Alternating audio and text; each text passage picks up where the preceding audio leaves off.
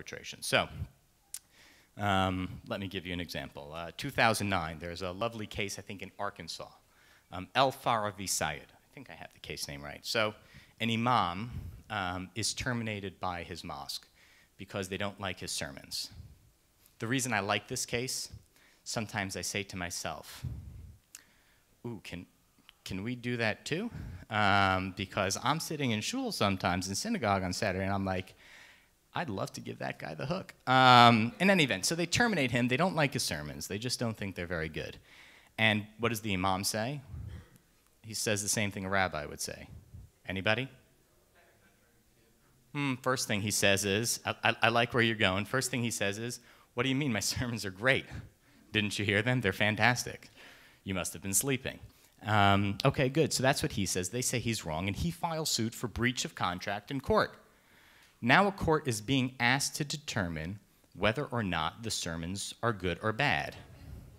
Guess what a court is not allowed to do? Courts under the Establishment Clause are not allowed to answer religious questions. They can't decide matters of religious doctrine. They can't set standards for religious conduct. And so a court can't figure out whether or not the sermons are good or bad. Well, what does that mean for the imam?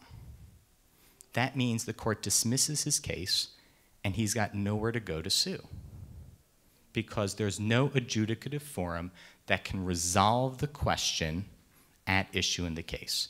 How do you resolve disputes when you're dealing with a religious employer and a religious employee, when there's religious conduct at stake? That's the void that religious arbitration fills.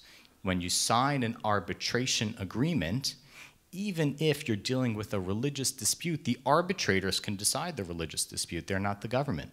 They're not subject to the Establishment Clause. And then if the arbitrators say, you know what, A owes B $10,000, a court can confirm that. Without religious arbitration, you'd have tens of thousands of employees in the United States who have job requirements that are religious in nature, where if there were ever a case or dispute that came up in front of a court, the court would dismiss it. The only way to get justice is if they have an arbitral forum, a religious arbitration forum, where somebody else can resolve the dispute. So those are the two primary motivations for why go to religious arbitration.